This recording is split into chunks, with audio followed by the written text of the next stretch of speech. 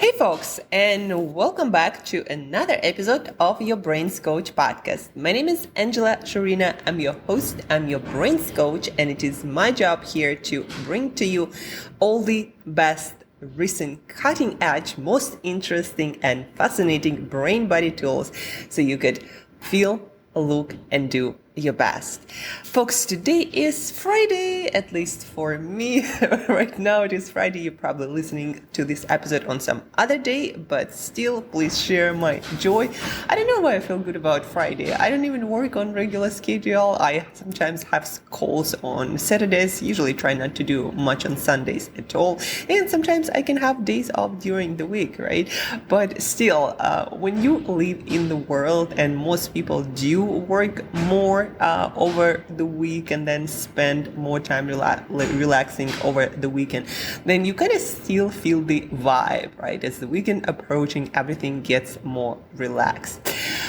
This week, we talked a lot about 80-20 principle and how most of the things that we do don't actually produce most of the results that we get, whether that's work, whether that's leisure and happiness. And actually the results come from only somewhat about 20% of our effort, of our energy, of our focus.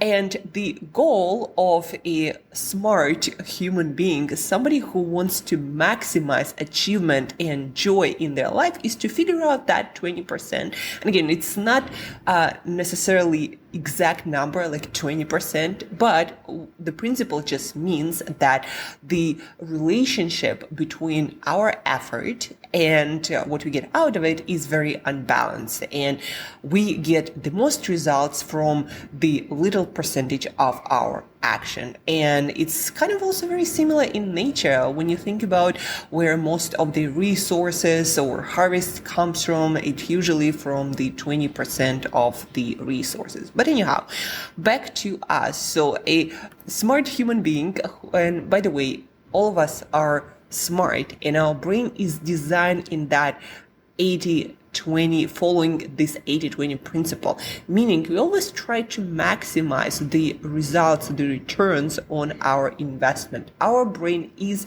inherently intelligent and lazy. It just life sometimes leads us through other people and circumstances to into our environment to not necessarily spend the time the way our brain wants us to spend the time, but instead following the herd, following how things always are done, and traditions and other people's schedules and things that are considered normal by society.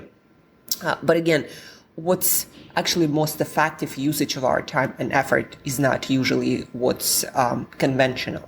And that's what the whole principle is about. 80% of our results come from 20% of effort or focus. And again, as a smart human being, it is your job, if you want to maximize your return on investment, so to speak, is figure out those 20% and enlarge them in your life. It's like when it comes to your work, let's say my example, I know that the most results I get from speaking, from coaching, from learning and teaching, sharing the insights, creating frameworks for people to deal with specific to my work problems, issues, like for example, as a health coach, as a productivity coach, I give people the 20% that give them 80% of results. And I'm good at spotting those 20% that give 80% of results in my area of expertise. But for me, for myself, for example, it's very easy to speak. It's very easy to prepare for a talk. It doesn't take me a lot of time to figure out how to deliver great performance. It comes kind of natural to me. And if I double down on that, I will produce results that are much superior to a lot of people with, again, seemingly little effort compared to what other people would invest into the same pursuit.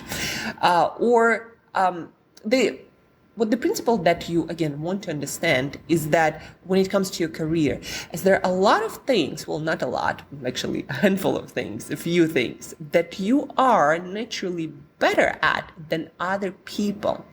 And if you look for those things in your work, if you find them and you double down on them, you're going to get exponentially bigger results and returns on investments with a lot more rewards than any other person can get with the same effort put in. And that's the road, that's the journey to greatness. You take yourself and you figure out what you're already good at and you double down on that, and that's what you get: mastery and greatness and appreciation on the whole world. But if you enter the competition where you're not that great and there are people who initially have much better skill or talent at that, you're going to have hard times competing there, and you probably burn yourself out trying to compete, overdo someone who is just naturally good at it. And when they work on it, they become better and better and better, faster and faster and faster. And 80-20 principle also applies to our leisure, to our happiness. Again, just summarizing everything that we talked about over the week. And usually 80% of our happiness comes from just 20% of activities that would naturally come to us. And so again, as a smart human being, what you would want to do is look at those 20% and do your best job to expand them in your life. Like for me, a lot of times in nature is a great happiness investment. Yeah. The more I spend time walking, getting outside into nature with other people, all kinds of nature-related adventures and activities, the more happiness I get. And even if I increase that time just slightly, I just get so exponentially more out of it. Compare that if I were to go to a lot of, dinners, nightlife stuff, that would not make me happy, even with a lot of time spent there. So 80-20. Now let's get deeper into something that I am quite proficient at, and I'm going to give you the 80-20 of, as you probably guessed from the title of the podcast, 80-20 of nutrition. A lot of people these days struggle with eating, with nutrition for three major purposes. We want to learn how to eat right and well for health and fitness, for maintaining great looks, like weight, for example, and for productivity and focus, so we are as effective and as successful as we possibly can be. And most of us already start to understand that nutrition plays a huge role in our productivity and effectiveness at work, at the craft that we do. So three major purposes, right? Your health and fitness, that kind of relates to your looks and your weight, and that also and nutrition for productivity, but also your health. Obviously, your looks will affect your productivity, your performance just as much. And food is kind of in the center of all of it. We are built from what we eat. But in our world, where we are bombarded with so much information about food and nutrition, and everybody tells you different story, like, this diet is great, that diet is great, or these foods are good for you, and then the next time they're bad for you. Carbs are good, carbs are bad, right? There is so much confusion, and plus there are so many companies trying to sell your product, and so little education around basic nutrition knowledge, like what as a human being you need to eat every day to maintain your health and fitness and your productivity. We do require a species-specific diet, meaning certain nutrients, certain proteins, certain fats, certain vitamins and minerals, certain amount of fiber and water to thrive and to maintain, again, great health, fitness, looks, and productivity. I spent in nutrition more than a decade. I started as a nutritionist, as a sports nutritionist, then I got more into integrative health and nutrition coaching, helping people to build skills around this nutrition knowledge. And I worked with athletes, physique athletes, and performance athletes, meaning people like wrestlers or the CrossFit athletes. And then I started working more with normal, quote unquote, people that do not have anything to do with athletics, professionals and business owners. And I spent a lot of time helping people to improve their health, their performance, and change their weight through nutrition. And then now I transition to brain nutrition and productivity nutrition for things like focus, memory, creativity, flow states. Nutrition affects all of that. And while, of course, going through all these certifications and working with so many people, I figured out quite some time ago for myself and for the people I work with that here is the 20% that will give you 80% of results that you seek. So just focus there and forget about the rest of the noise. The rest of the noise comes from a lot of companies who try to sell you stuff. Food is good business. We all eat. Companies know that. And so for them, creating articles and content, trying to persuade you to buy certain things or eat certain things, consume certain things, that's their business model. And it's not necessarily fully aligned with what you as a consumer try to do. Eat better, eat less. We all kind of try to do that, right? Satisfy our needs and then enjoy that, of course, to some degree, and then not get sick or get fat from eating too much of it. So we do need to watch how much we eat, whereas the industry wants us to not do that and eat as much as possible. They even have food scientists who figure out how to make food so freaking irresistible and almost addictive, so you just keep eating. And as you can see, that's not exactly aligned with our priorities and our interest as society in general. But we are where we are with this kind of incentives. And until we change the incentives in the industry, it's probably not going to change much. But back to the 80-20% of nutrition, where do you focus to get all your essential nutrition, to look and feel great, to have amazing health, and at the same time maintain ideal body weight? Like, where do you focus today?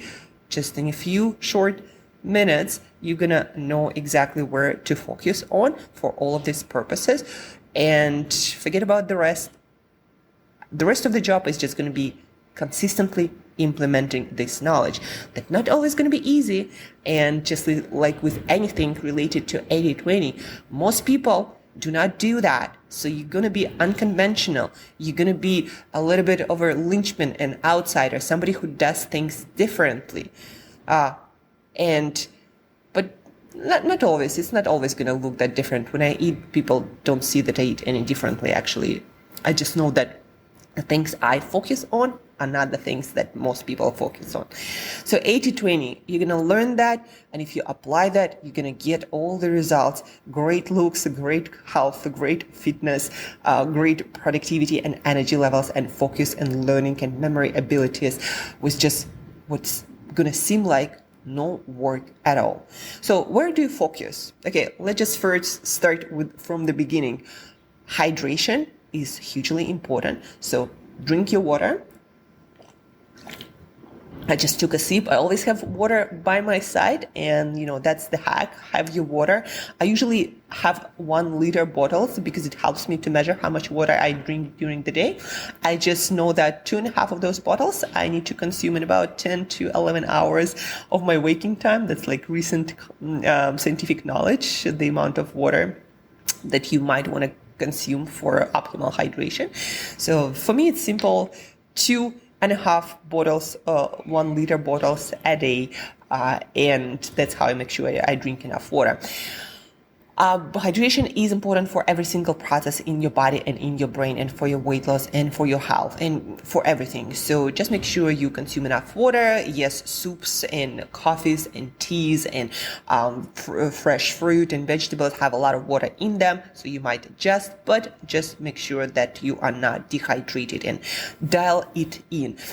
What's recommended right now is 1 glass or about 240 milliliters of water water per every hour in the first 10 hours of your waking, and then you kind of cease drinking so you don't go pee at night. But that's probably a little bit too much information. The most important part is drink your water, a couple of liters a day, 8 to 10 glasses. What's good place to start. And then when it comes to food, actual food that you chew, it's very simple. Having structure in your meals is one of the best things you can do. What I mean by that is have your breakfast, lunch, and dinner on the same time. Not only it's going to optimize your digestion, your hunger, your appetite, it also going to prevent you from over consuming unnecessary calories in different snacks that are plenty, that are everywhere. Just have breakfast, lunch, and dinner, and don't consume calories outside of those meal times. That's already going to put you ahead of a lot of people, at least in terms of weight loss. The more instances of food intake you're going to have, the harder it's going to be for you to watch those calories, to stop eating and to prevent overeating and to maintain ideal body weight. Just remember that. Have meals, stop snacking. It's like when I was growing up, my mom would tell us, you have your breakfast, lunch, dinner, no snacking, don't spoil your appetite. That's what my mom would tell us, me and my sister. And that kind of worked then, and it still works. Develop a good routine around your meals and stick with it. Plus, you're not going to be always eating or thinking about eating and wasting time on that while you could be doing something else. So have a structure around your meals. Breakfast, lunch, and dinner is a great place to start. The second thing, and again, the goals that we are working on right now is figuring out the 20% that give you 80% of results: health, vitality, fitness, easy body weight maintenance, energy, and productivity. So the 20% that you need to focus on to get 80% of results for those goals. First, we talked about hydration. Now, when it comes, the second, we talked about a meal structure. So have your breakfast, lunch, dinner. Don't eat outside of those meals. The third thing, protein. Focus on protein intake. At each meal, first ask yourself, where does my protein come from? Animal kind of protein, we're talking about meat, we're talking about fish, we're talking about yogurt and eggs, we're talking about shellfish, has more protein and it's of higher quality. And if you're not a vegan or vegetarian, or trying to avoid animal products for any other reason, focus on good quality sources of protein. That can be chicken, that can be meat, that can be fish. Yogurt and eggs have less protein. So you want to figure out the amount of protein. That's the only kind of technical thing you probably want to understand. 1 gram couple of grams of protein per kilogram of body weight. That's going to be your number. Again, 2 grams of protein per kilogram of body weight. And then Google the foods that contain protein. To give you an idea, chicken breast, for example, chicken breast actually is one of the highest protein amount per bite or per unit of weight. So chicken breast, 100 grams of it is about 30 grams of protein, to give you an idea. But that's kind of like the highest. 1 egg is just 6 grams and yogurt is 5-6 grams. If we're talking about regular yogurt, plain yogurt per cup, like 150 milliliters. So these are kind of the numbers you want to understand. When it comes to plant-based protein, there is much less protein per unit of weight. But those are complexities. What you do want to understand, focus on protein, focus on getting your, again, either fleshy things like meat, fish, chicken, get your yogurt, make it Greek for more protein, get your eggs. For most of my clients who don't eat that much protein in food, I always recommend 1 or 2 servings, usually these days 2 servings of additional protein powder that will give you additional 50 grams of protein that, believe me, you need. So third, focus on protein. For most of my clients are business owners, they are entrepreneurs, they a lot of times don't have all the time in the world to cook and to prepare their food, and a lot of their meals end up going to be outside, business lunches and dinners also, and travels. So whenever you have this kind of schedule, you still focus on protein. So if you eat out in any place, like what's for protein, what's my meat, what's my fish, what's my chicken, what are like, if you in a breakfast place, they might have yogurt, so combine that with eggs. Focus on protein first, right? Make sure that your meal is protein rich, because protein is essential nutrients required basically for everything your body does, and you are literally made of protein, from your skin to your internal organs.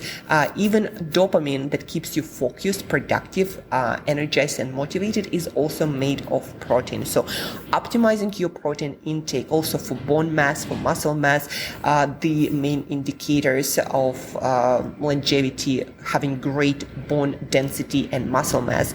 All of that is optimized with proper protein intake. Plus, it's the most satiating nutrient, meaning it's going to keep you the fullest for the longest. So focusing on protein is very important, and that is the 20%, right?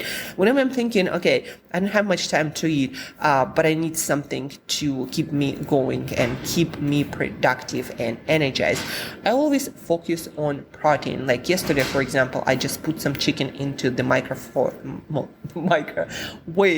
for 4 minutes, and it was cooked, and I had it, and then I had to run out to the event, and then it kept me talking, learning, and staying productive and hunger free. So protein, focus there. That's what it's gonna give you, again, gonna move you closer towards getting all the benefits with just 20% of effort. And so whenever you're in a restaurant, any cafe, first, like, what's your protein? And if you have some sort of wrap, some sort of salad, some sort of smoothie, always ask, like, can I get additional protein? Can I get more tuna? Can I get more chicken? Can I get additional eggs? Can I get additional scoop of protein into my shake? Where can I get my protein? Just believe me, this works.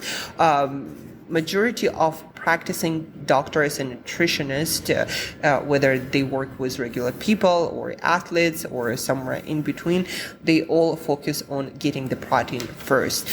And recommendations that you'll hear in the public health arena are actually abysmally small. They are designed to keep you from dying and getting diseases, not designed for optimal function and optimal, for example, muscle mass.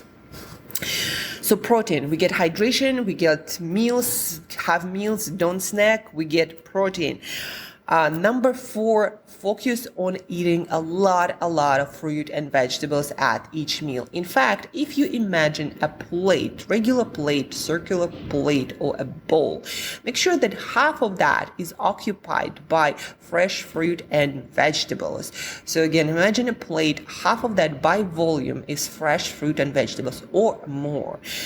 So protein is not that, it doesn't occupy that much volume, so we kind of need to know the numbers, but again, just get additional servings of that protein, right? When it comes to fruit and vegetables, recommendation is about 800 grams or more of fresh fruit and vegetables per day. And please, folks, don't be like surprised. 800 grams, it sounds so much, but even one banana, it's 120 grams. It's actually not that much, 800 grams fruit and vegetables. I eat for my breakfast, to give you an idea, 2 bananas, 3 guavas. We already have about 400 grams of fruit and vegetables and 250 grams of blueberries. So I'm like already beyond 60, right? And it's just my breakfast. Now, I don't eat a lot of fruit and vegetables for dinner. Well, actually, I do. I have usually an apple, like maybe another guava, some carrots. So, and at dinner, I have 300 to 500 grams of vegetables. So it's a lot of vegetables. But again, to keep it simple, to keep it to 20%, focus on half of your meal by volume coming from fresh or slightly, cooked or just cooked in an unprocessed as much as possible way, fruit and vegetables, right? Fresh or cooked in a healthier way possible. fruit and vegetables. So number 4, that's where you get your fiber, more water, most of your vitamins and minerals gonna come from that intake of fruit and vegetables. So this is thing number 4 you wanna focus on. Thing number 5 you wanna focus on, keep your carbohydrates to whole foods. So what I mean by that is carbohydrates are things with more carbohydrates in them, obviously, but food examples are obviously, a lot of people think about carbohydrates when we talk about bread or pasta or cookies, all this, sweet stuff. But that's actually the carbohydrates you want to have less of because they are more processed. They have less vitamins and minerals. They have less fiber. They have more calories. They have almost like no water or very little of it. And they promote weight gain and they increase your appetite and they don't influence your blood sugar usually in a positive way. So those are things you want to minimize. The carbohydrates that I'm talking about that you want to maximize in your meals, having, like if you imagine again that plate, half of that is fresh fruit and vegetables, and there actually might be carbohydrate-rich foods, like if you have some sweet potatoes or regular potatoes. But anyhow, so half of that plate is vegetables, and then a quarter is your protein, and then a quarter should be divided between your carbohydrate-rich foods and your fats if you add additional volumetric fat, so to speak. To simplify it, so quarter of your plate might be occupied by carbohydrates, and keep those carbohydrates to whole foods, things that resemble something that grows.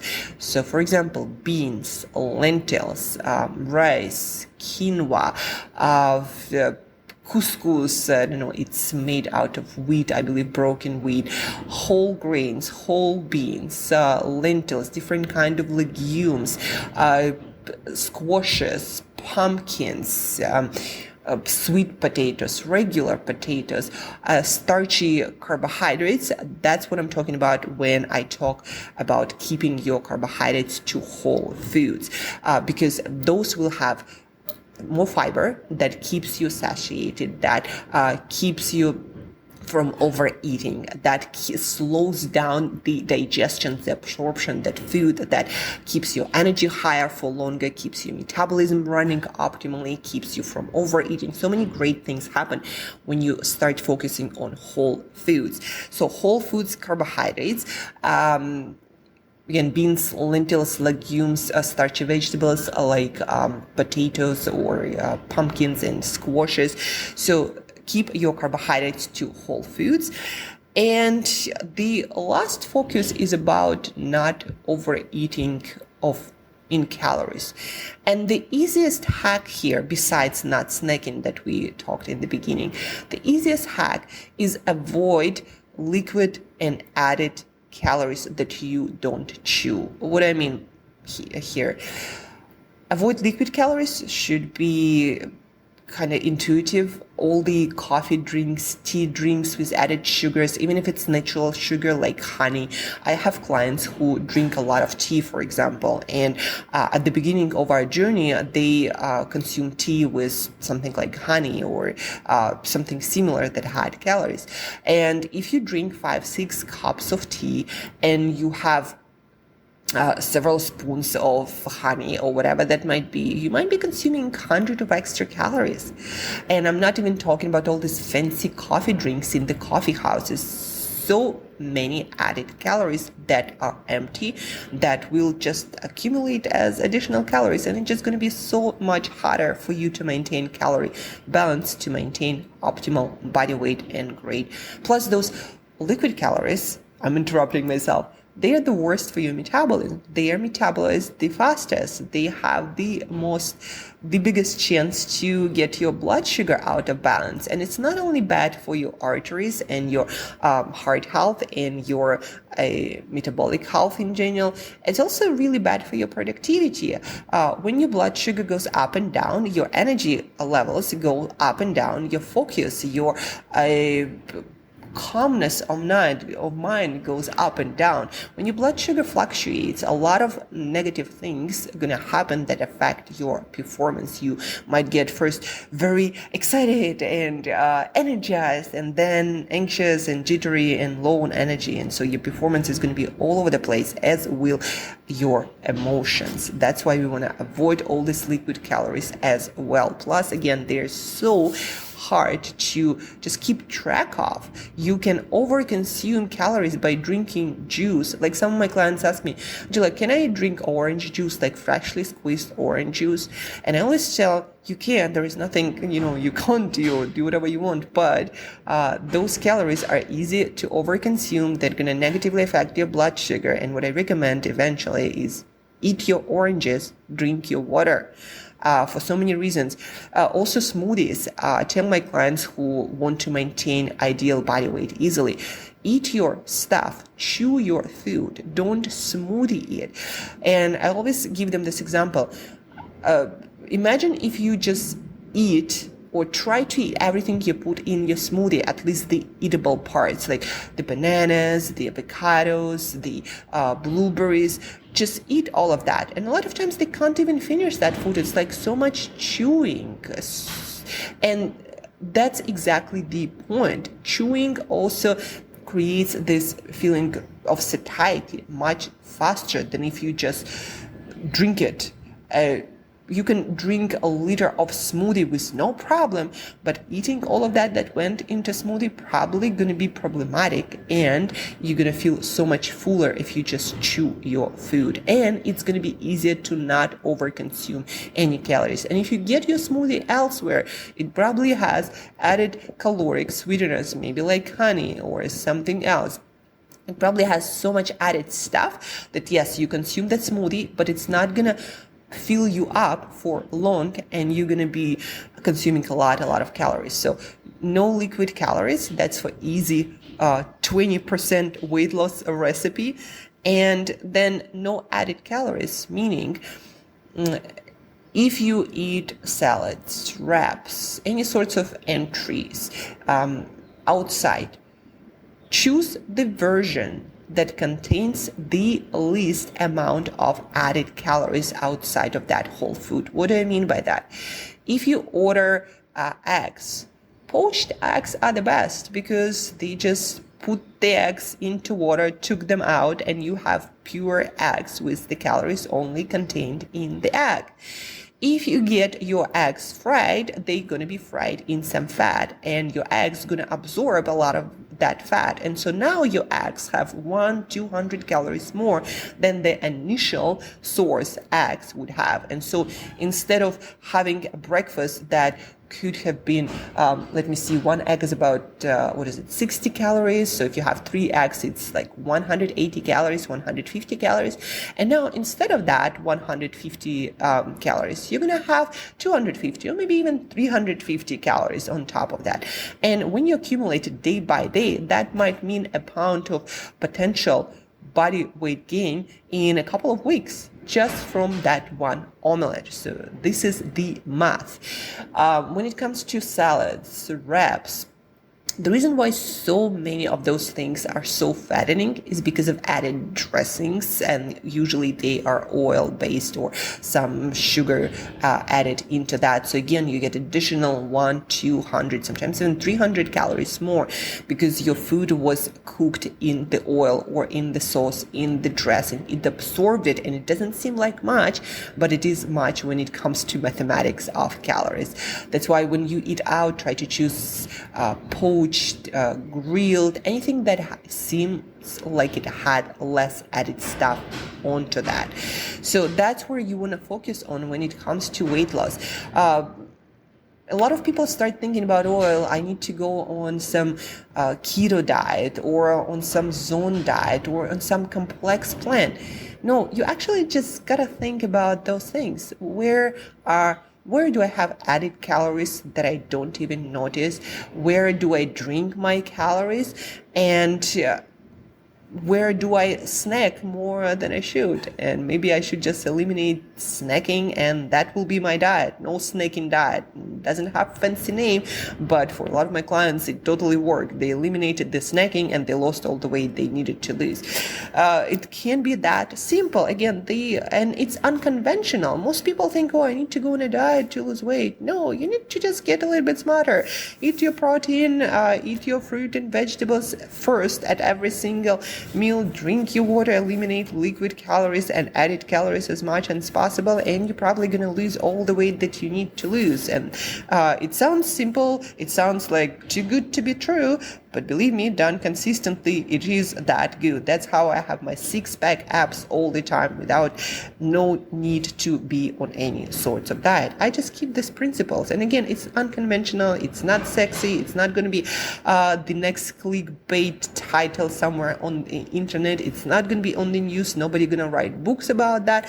But that actually works. And that's how smart people who figure out a way to maintain ideal body weight for life do that. They have those heuristics or things, small rules that simplify their decision making and that give them all the results they want with very little thought or investment of effort from their side. And now you have it, the 20% of nutrition education that will give you 80% of results: health and vitality and fitness, optimal body weight, optimal productivity and focus for many years ahead. And let's recap. Number one, drink your water, especially in the first 10 hours of waking, 2.5 liters, depending on also how much fruit and vegetables you eat. Number two, have meals, don't snack, again, for appetite, hunger, but also to just easier have a hold on those calories. Don't overconsume them. If you just have 3 meals a day compared to 3 meals and countless snacking, it's just going to be so much easier for you to not overeat. Number three, when you eat, focus on protein first. Quarter of your plate should be protein-rich food. When we talk about protein amount, there are different sources. They will have different amount of protein. So figure out your protein number once, your body weight in kilograms, multiply by 2, and figure out the foods, divide them by breakfast, lunch, dinner, and always get additional serving of protein wherever you eat, whether you put it in a wrap, in your salad. My friends always make fun of me. Like every time we go out and I order some salad, I always ask like, okay, can I get more chicken? Can I get more tuna? Can I get more eggs? And after a while, they all actually do the same. They add protein no matter what they have. And then fruit and vegetables. With each meal, half of your meal should be fresh and cooked fruit and vegetables. Colorful, with a lot of fiber, a lot of nutrients, and they're going to keep you trim, lean, and satiated, and also beautiful with all the antioxidants for a long time, for many years ahead. Fruit and vegetables, they are so, again, beneficial for so many things: health, fitness, your body weight, and your productivity wise. So half of your plate, fruit and vegetables, 800 grams per day. That's a good amount to shoot for. Then we get your carbohydrates from whole foods instead of flours, instead of bread, pasta, and all of that stuff. Get a lot more whole food carbs, your legumes, lentils, beans, chickpeas, quinoa, rice, everything that you can chew that was not made into a flour. That is the best kind of carbohydrate. And the last but not least, avoid liquid calories and added sources of calories. Eat your food as naked as possible. Don't drink your calories. And that's about it. That's everything you'll ever need to know about nutrition as a human being. I always tell my clients, animals figured out how to be slim, trim, and live a long, disease-free, mostly life. So I think we humans are not that much more complicated. What changed for us is the environment that again, a lot of companies just try to sell us stuff because food is good business. Just realize that. Don't listen to anyone. 20-80 or 80-20 life is unconventional. It's focused on the 20% that most people don't think about, and it gives you 80% of the results. Again, it's unconventional. It's not what people do or what is screamed at you from all the different screens, headlines, and everywhere else in the world. So again, it's unconventional, but it gives you all the results that you ever wished for when it comes to nutrition, health, fitness, vitality, ideal body weight, and great productivity. And that's about it. Has been a long kind of podcast. If you have any questions at all, please do reach out. Angela at brainbreakthroughcoach.com. Angela at brainbreakthroughcoach.com. That's my email. If you'd like to get on a journey together of optimizing your nutrition, changing your eating habits, sometimes or often it is a pickle to navigate life with all this knowledge. And if you've been struggling with that for quite a while, please do reach out also for help. And that's everything that I wanted to share with you today. Have an awesome weekend. Make simple but the right kind of nutrition choices, the 80-20 kind of choices. Share this information. That's the best thing you can do for me. Please share the podcast, screenshot it, tag me. That would mean a world to me. Thank you for tuning in. Thank you for listening. Have an awesome weekend, and I'll talk to you very soon.